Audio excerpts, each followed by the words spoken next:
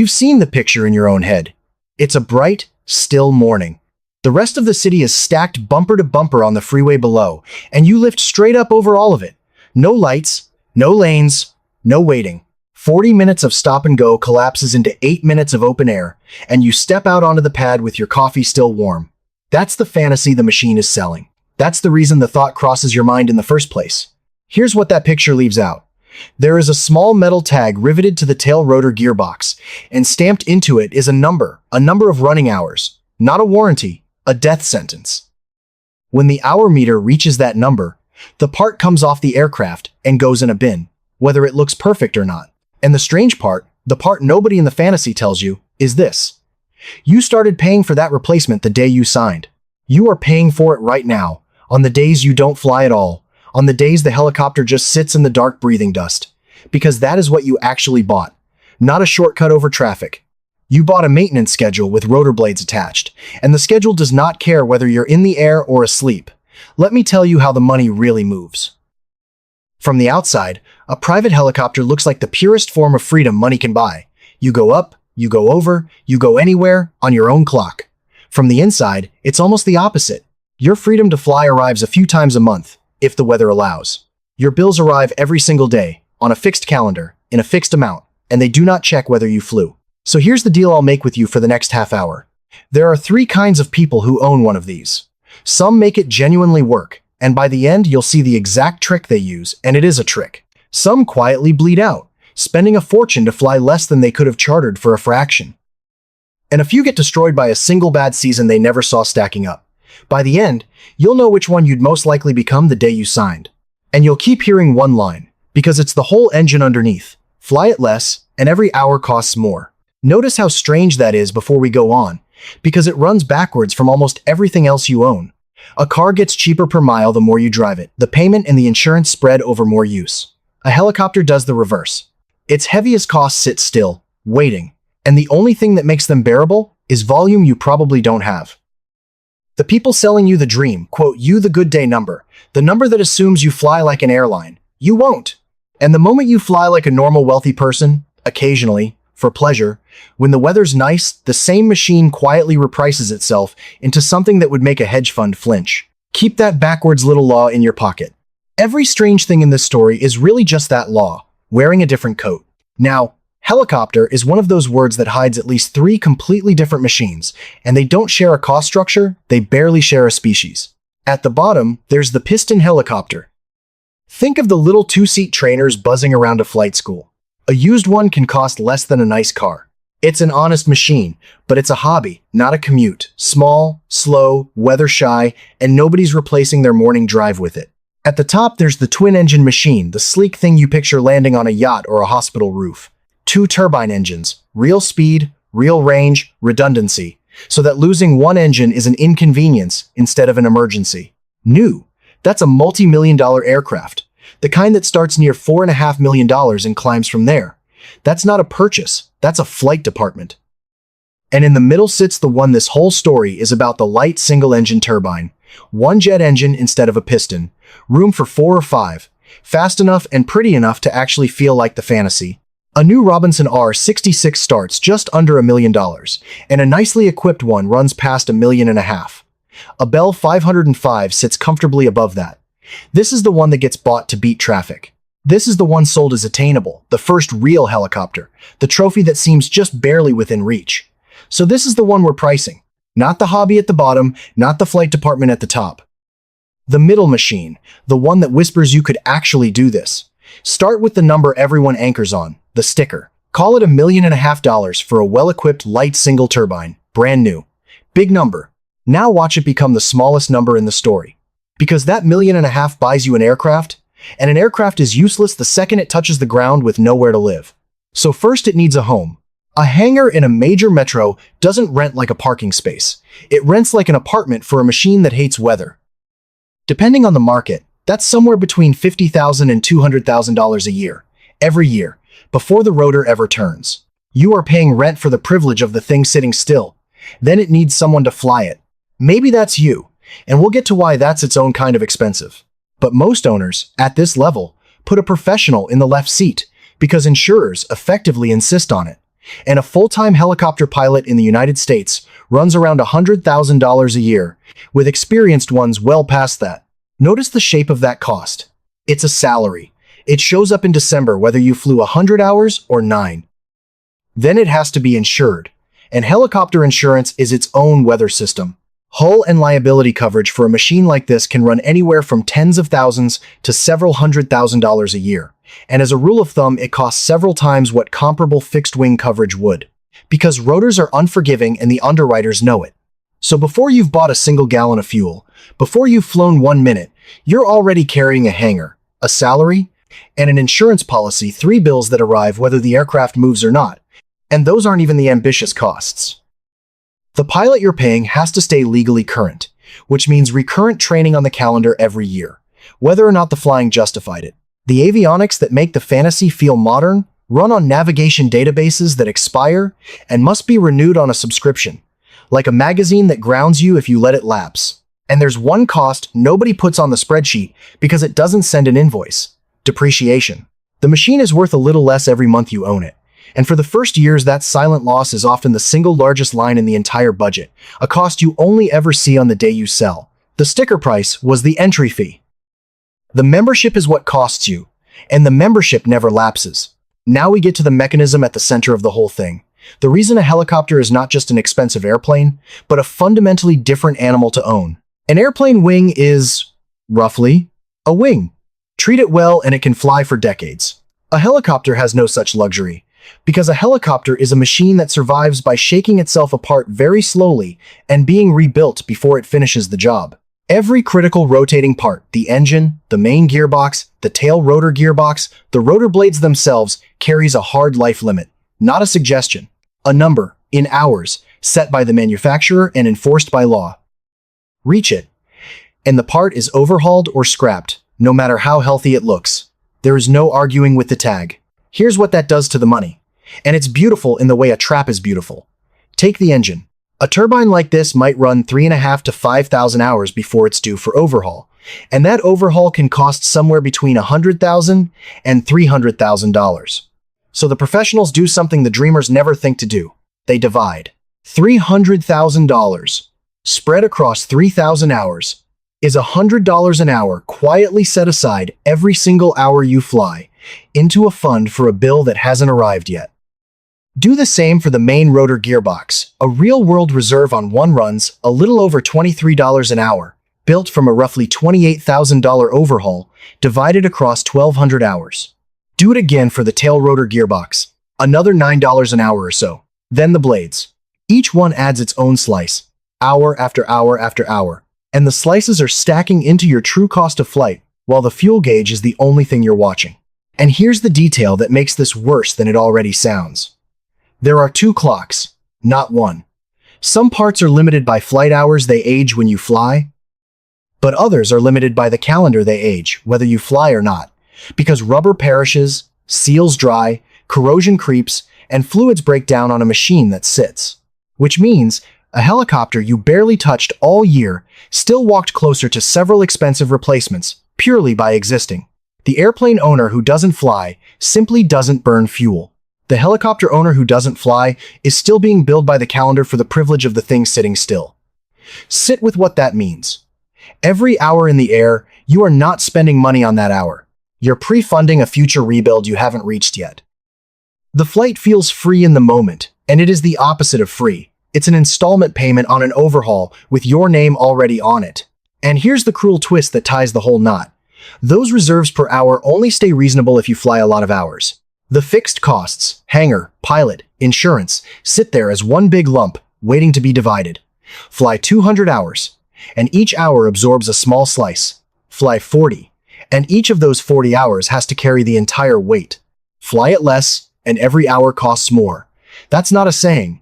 That's arithmetic, and it's about to get personal. Now, at this point, a certain kind of smart person leans in and says, "Fine, I'll just buy used." Let someone else eat that first owner depreciation. Buy a 10-year-old machine at a steep discount and pocket the difference. It's a good instinct, and on a car, it works. On a helicopter, it can quietly bankrupt you because of that same tag riveted to every major component. When you buy a used helicopter, you are not really buying an airframe, you're buying whatever hours are left before each of those life-limited parts comes due. The cheap machine is cheap for a specific reason. Its expensive parts are near the end of their numbers. So you save $500,000 on the purchase, and then, 18 months in, the engine hits its limit and the gearbox hits its limit, and you're writing overhaul checks that erase the discount and then some. The bargain wasn't a bargain. It was a bill with a delay on it, and you bought the delay. The used market for these machines is priced by people who can read that tag, and they're not the ones getting a deal.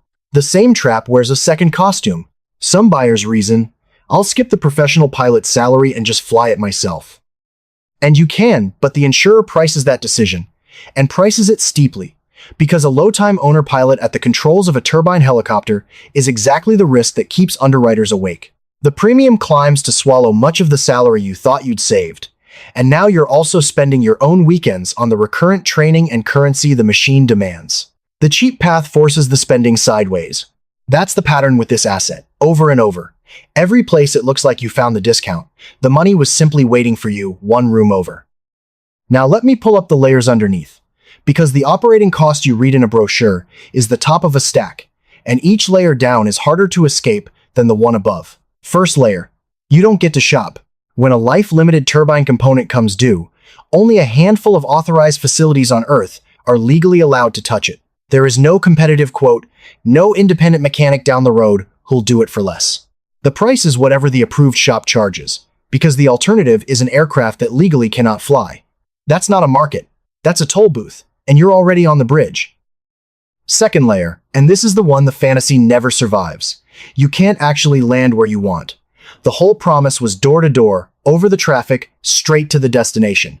But in most cities, you may not simply set a helicopter down wherever you please.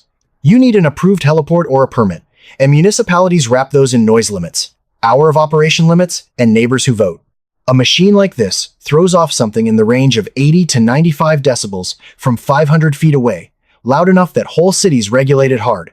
New York banned civilian rooftop landings after a fatal accident decades ago and never really brought them back. So the aircraft that was supposed to deliver you to the office roof frequently can't, and you land at a permitted pad and finish the trip in a car, the same car you were trying to escape. Third layer, and it's the quiet killer, weather. Your light single turbine flies under visual rules. It needs to see low cloud, fog, a marginal ceiling, and the flight you planned around simply doesn't happen, not because the machine can't physically fly, but because the rules and the risk say no. And it's worse than a coin flip, because the weather that grounds you is correlated with exactly the weather that jams the roads. The gray, wet, socked-in morning is precisely when you most wanted to lift over the traffic, and precisely when you can't. So a meaningful share of the trips you were counting on evaporate, unpredictably, on exactly the mornings the roads are worst. You could add an instrument-rated pilot and more capable avionics to claw some of those days back, but now you're paying for a more expensive crew and more equipment to rescue a machine that was already losing money, spending up the ladder to fix a problem lower down. The machine that exists to guarantee you arrive on time turns out to be the least weather-reliable way you own to travel. Hold on to that, because it feeds directly into the number that comes next. Let me show you 2 years. Same helicopter, same owner. Same everything except the weather and one piece of luck. Good year. The ceilings cooperate, nothing breaks unexpectedly, and you fly a genuinely healthy 180 hours. Now all those fixed costs, the hangar, the pilot, the insurance, get spread across 180 hours, and the reserves are funding smoothly, and when you do the honest math, your cost lands somewhere near what the brochures quote for a machine like this. Call it $800 to a bit over $1,000 an hour, all in. Expensive, but it's a number a wealthy person can look at and feel fine about. It feels like the fantasy is working. Bad year. Nothing dramatic, just ordinary bad luck arriving together, the way it actually does. A wet, low-ceiling season cancels flight after flight, and you only get up 60 hours all year. Meanwhile, your insurer, spooked by a rough year across the whole industry, raises your premium at renewal, and you have no choice but to pay it. And somewhere in there, a warning light on the gearbox, a chip detector, catching a fleck of metal sends the machine in for an unscheduled inspection that pulls it off the line for weeks. None of it is a disaster on its own. But the fixed costs didn't shrink, they never do. They're just divided by 60 now instead of 180. And once you allocate all of it honestly, A machine running on a $700,000 annual budget can cross into $8, $10, even $15,000 per flight hour. Let that land. Same aircraft. Same hangar. The only thing that changed was how often the sky let you use it, and your cost per hour went up by a factor of 10.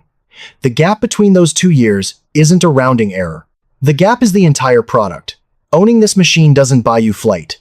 It buys you exposure to how good your year happens to be, and that's a bet you place fresh every single year, forever.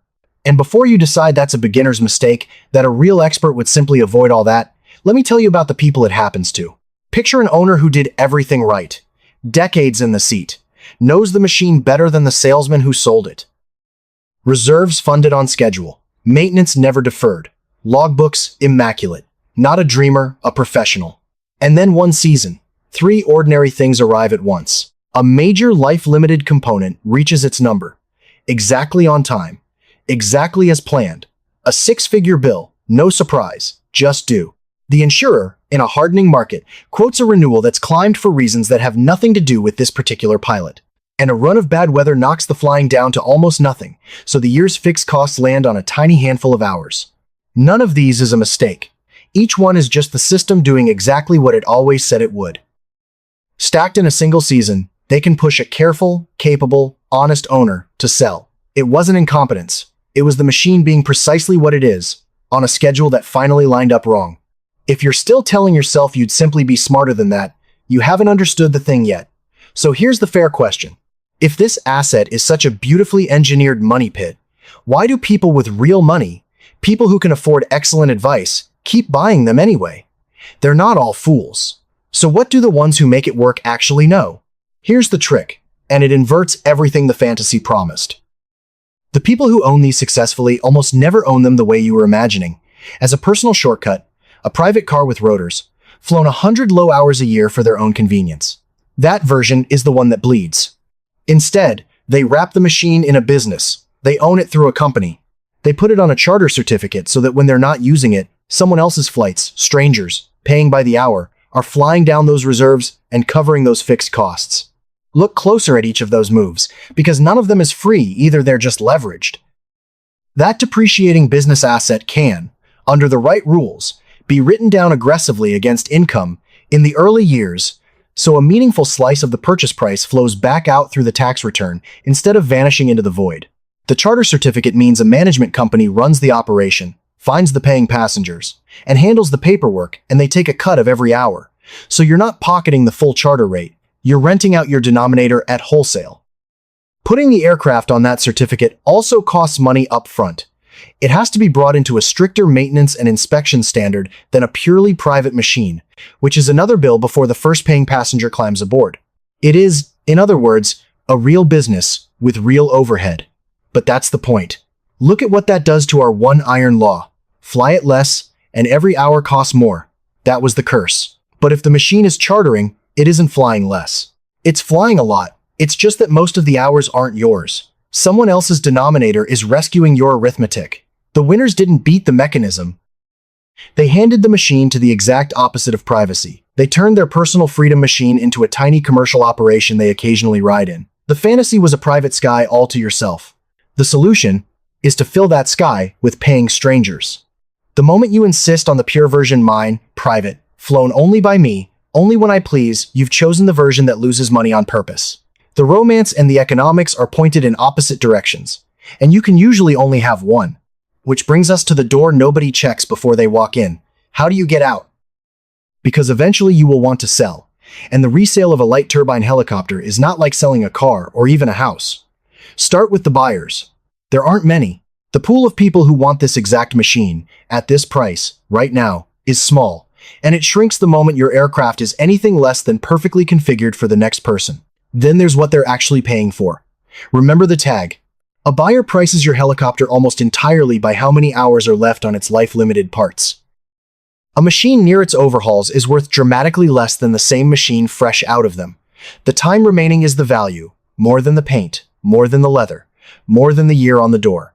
So the improvements you lovingly paid for return pennies, while the invisible clock on the components sets the price. And the sale itself is an ordeal, because the buyer is as clear-eyed as you should have been on the way in. Before any serious money moves, they'll commission a pre-purchase inspection their mechanic, tearing into your machine, reading every logbook page, hunting for the deferred item or the damage history footnote that lets them chip the price down.